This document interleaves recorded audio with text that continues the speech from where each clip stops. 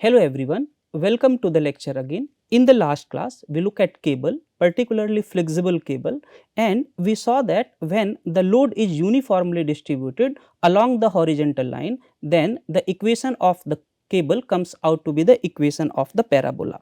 So let me summarize those results first, and then we will look at the case wherein the weight is uniformly distributed along the cable, and in that case you will see that the equation of the cable comes out to be catenary. So first let me summarize the result of the last lecture. We discussed the general case, and there we saw that the equation is d2y over dx square equal to w over t naught. We also saw that when the intensity of vertical load is constant along the horizontal. Okay. So, for example, you have a cable, and with this cable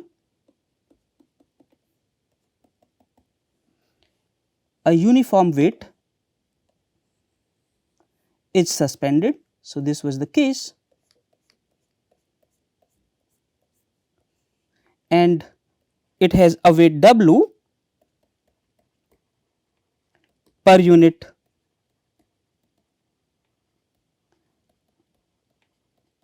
horizontal length. So, in this case the equation of the cable becomes y equal to w x square over 2 t naught, where this t naught was the horizontal component of the tension in the cable and it was t cos theta.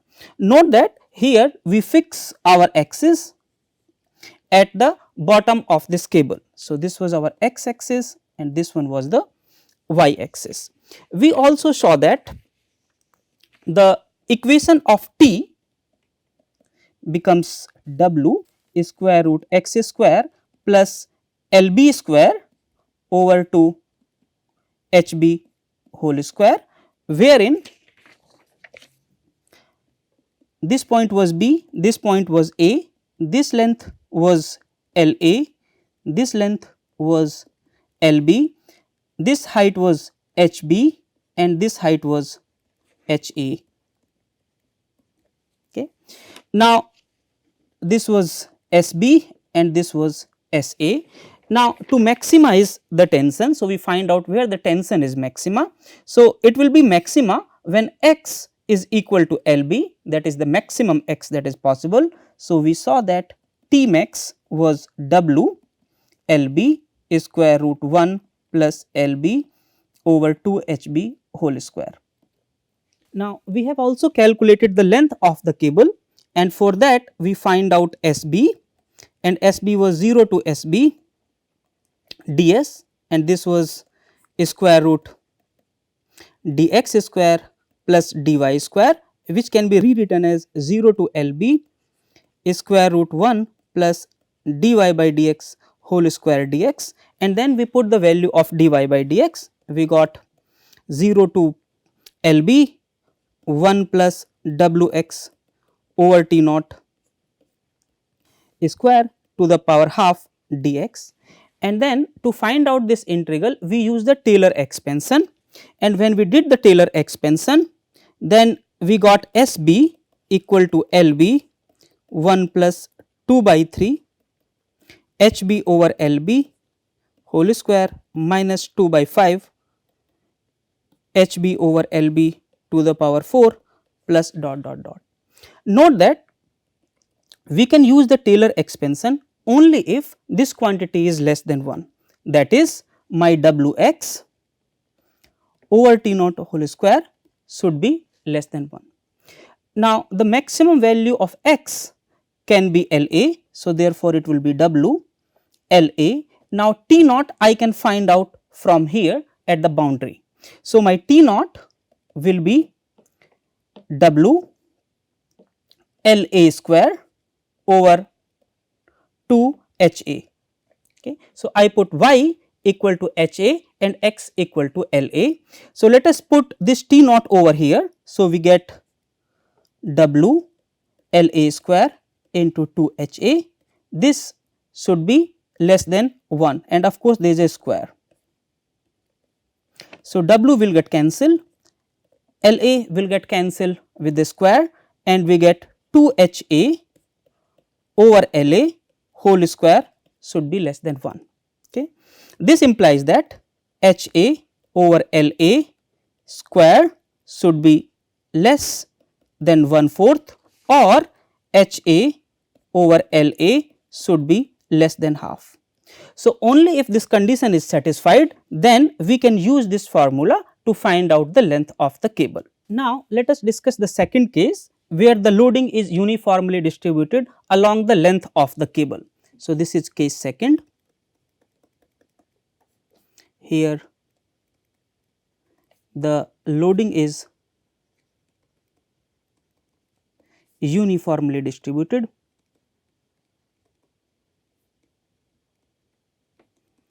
along the length of the cable.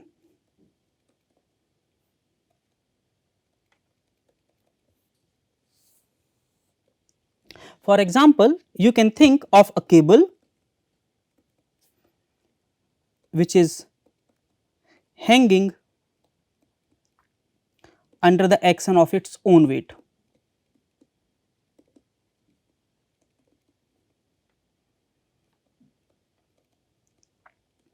So, let us say I have a cable and this cable, as I said, is hanging under its own weight. So, let us say this point is A, this point is B, and again let us put the coordinate at the lowest point of the cable. So, this is my x axis, this is the y axis. Let us say this length is S B, this length is S A, this length is L B and this length is L A. To analyze this cable, let us look at the free body diagram of a finite portion of the cable measured from the origin. So, we are going to look at the free body diagram of a finite portion of the cable of length S measured from the origin. So, we have the x axis, the y axis and a small portion of the cable of length S. Now, if mu is the weight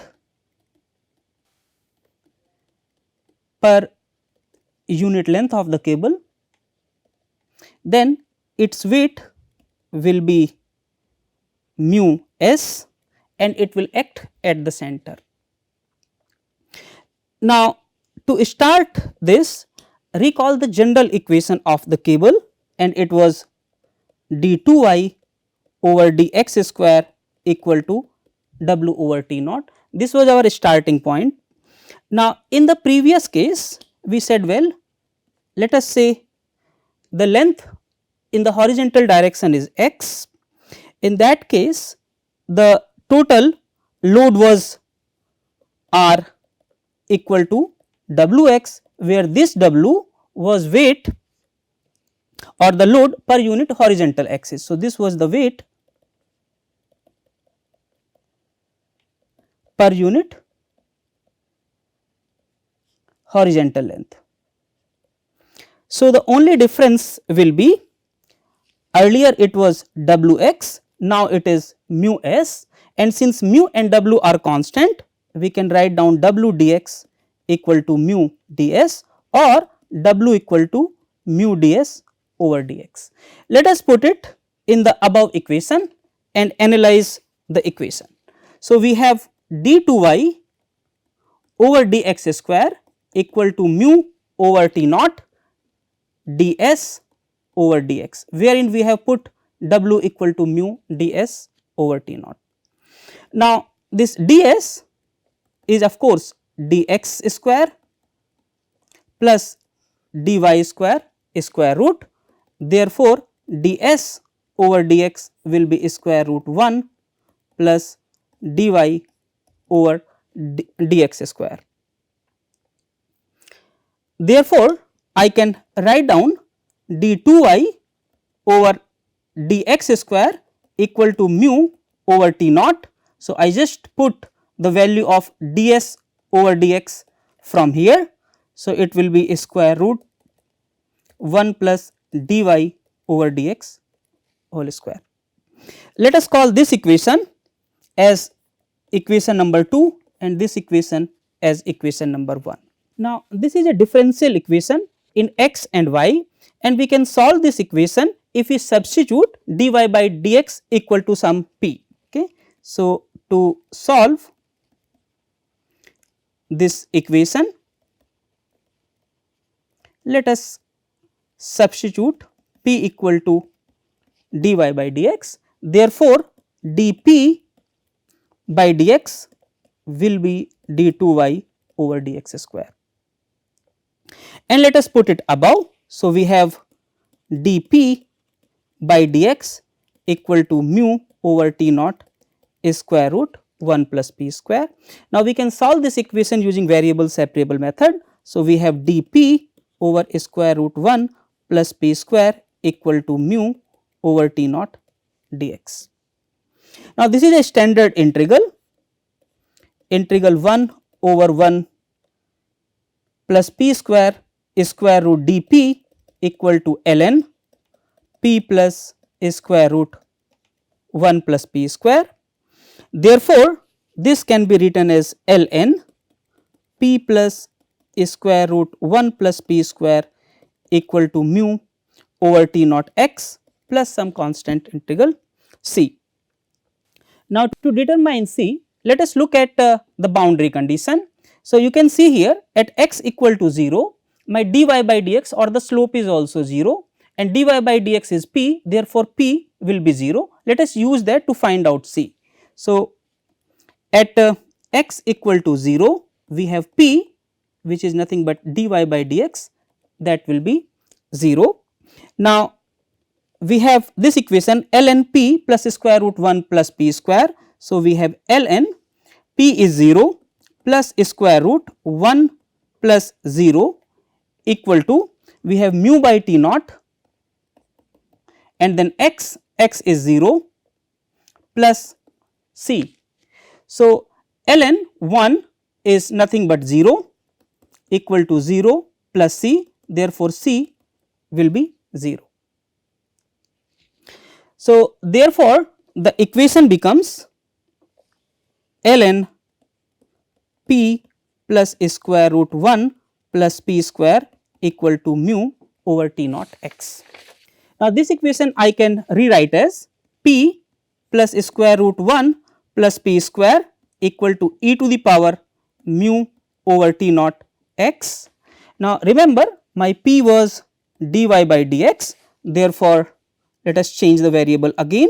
So, we have dy by dx plus square root 1 plus dy by dx whole square equal to e to the power mu over t naught x.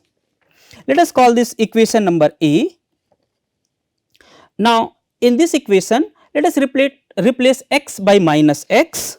So, suppose I replace x with minus x, then I have minus dy by dx plus square root 1 plus minus dy by dx whole square equal to e to the power minus mu over t naught x, or I can rewrite this as minus dy by dx plus square root 1 plus dy by dx whole square equal to e to the power minus mu over t naught x. Let us call it equation number B.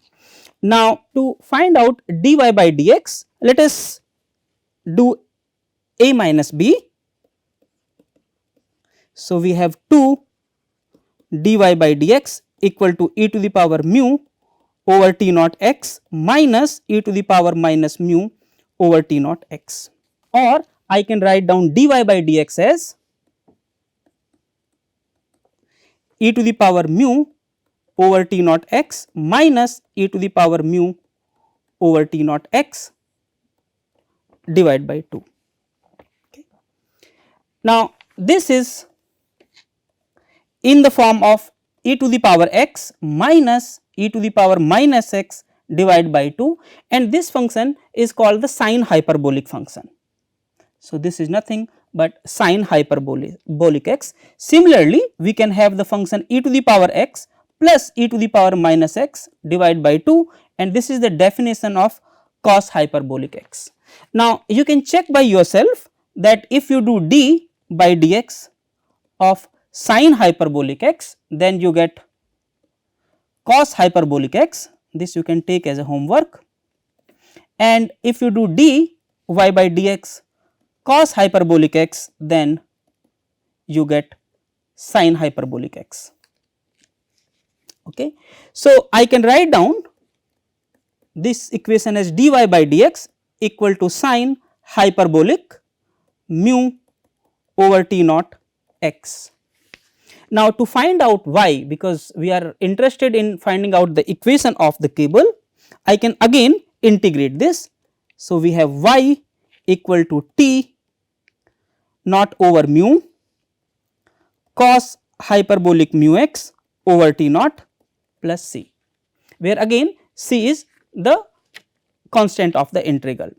Now, to find out c, again let us look at the boundary condition. So, at x equal to 0, my y was also 0, because we have placed the coordinate at the minimum point of the cable.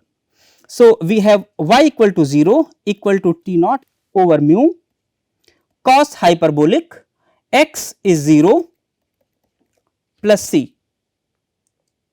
Now, you can see here that cos hyperbolic 0 is 1, because e to the power 0 plus e to the power 0 divided by 2 will give you 2 divided by 2 equal to 1. So, we get c equal to minus t naught over mu. Let us put it above. So, we got the equation of the cable as t naught over mu cos hyperbolic mu x over t naught minus 1. Let us call this equation number 3. Now, the equation in the following form, y equal to a cos hyperbolic x divided by a, where a is some scaling factor or scaling parameter, is the equation of catenary.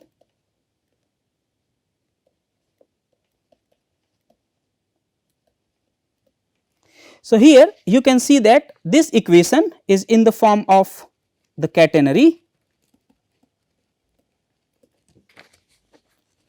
and therefore, a cable which is hanging under its own weight will have the equation of the catenary. Now, let us find out the tension in the cable. So, earlier when we calculate the tension, we said T equal to T x square plus T y square, and in the previous case it was T x was constant because it was along the horizontal direction. So, it was T naught square and T y was W square x square. So, same as earlier, in this case T will be square root T naught square plus mu square s square. Here mu is the load per unit length along the cable. So, let us call it equation number 4. Now, here the tension is in the form of S. We can express this tension also in the form of X. So, let us express the tension T in the form of X. For that, first let us use equation number 1. So, equation number 1 was this was our starting point. So, d2y over dx square equal to mu over t naught ds divided by dx. So, let us use d2y by dx square equal to mu over t naught ds over dx. This was our equation number 1. From here I can see that dy by dx is equal to mu over T naught S. Now, this dy by dx we can find out using the equation of the catenary. So, note that my y was T naught over mu cos hyperbolic mu x over T naught minus 1, and from here I can find out what is dy by dx. It will be T naught divided by mu cos hyperbolic mu x over T naught, its differentiation will be sin hyperbolic mu x over T naught and multiplied by the mu over T naught. So, T naught and mu will get cancelled, and dy by dx just now we have find out it is mu over T naught S equal to sin hyperbolic mu x over T naught, and from here I get S equal to T naught divided by mu sin hyperbolic mu x over T naught. Let us call it equation number 5. So, from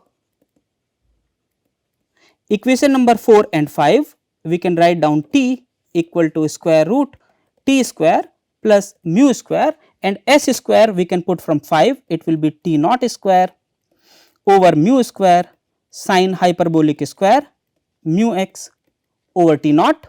Now, this mu will get cancelled and we will have T equal to T naught square root 1 plus sin hyperbolic square mu x over T naught, or T equal to T naught cos hyperbolic mu x over T naught. So, equation number 4, which was earlier in T and S, now we are able to write this equation in terms of T and X. We can also express this tension T in terms of Y. Okay. So, let us express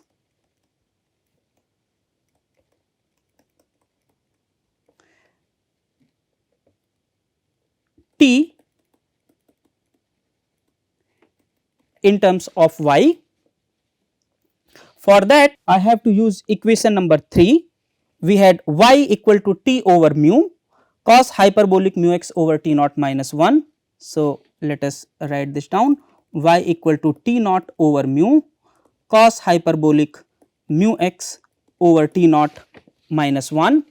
This I can write down as mu y plus T naught equal to T naught cos hyperbolic mu x over T naught, and look at equation number 6. So, we had T equal to T naught cos hyperbolic mu x over T naught. This was our equation number 6. So, therefore, I can write down T equal to T naught plus mu y. So, we are able to write down the tension in terms of x, in terms of y, and also in terms of s. So, this was all about the cable which were hanging under its own weight. Thank you.